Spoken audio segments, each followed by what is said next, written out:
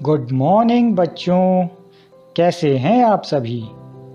गणित की आज की कक्षा में आप सभी का स्वागत है। बच्चों, आज हम एक नया अध्याय शुरू करने वाले हैं जिसका नाम है कबाड़ी वाली द जंक सेलर। बच्चों, ये चैप्टर किरण की कहानी पर आधारित है।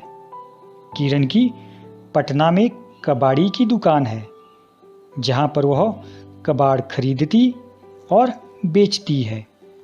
बच्चों, क्या आपको लगता है कि कबाड़ी की दुकान पर भी गणित का प्रयोग होता होगा? इस चैप्टर में हम इसके बारे में जानेंगे। किरण जब छोटी थी तो उसे गणित पढ़ना बिल्कुल अच्छा नहीं लगता था। क्या आप में से भी कुछ ऐसे हैं जिनको गणित पढ़ना बिल्कुल अच्छा नहीं लगता? चलिए एक गतिविधि करते हैं। अपनी पाठ्य पुस्तक के सभी चैप्टर को देखिए और उनमें से बताइए कि कौन सा चैप्टर आपको सबसे मुश्किल लगता है और कौन सा चैप्टर आपको सबसे आसान लगता है। चलिए किरण की बात को आगे बढ़ाते हैं।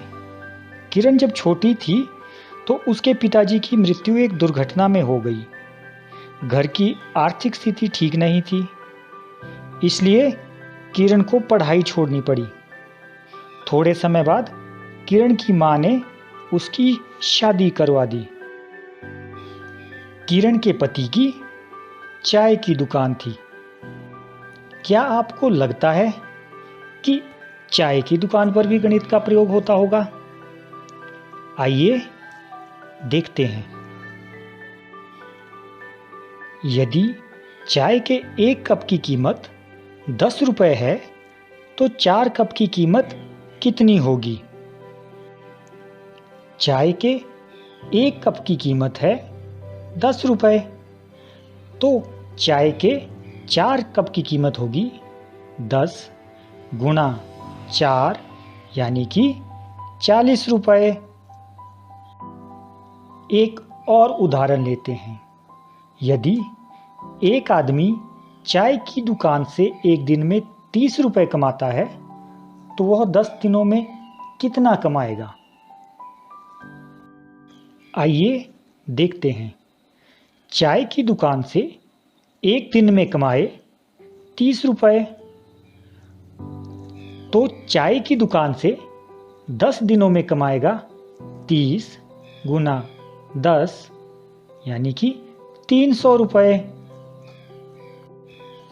अब जरा सोचो, चाय की दुकान से वही आदमी एक महीने में कितना कमाएगा?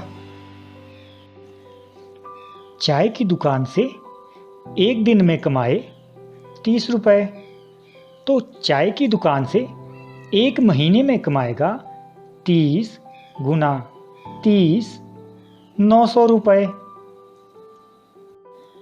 बच्चों, इसी तरह से नीचे दिए कार्यपत्रक को हल करने का प्रयास करें।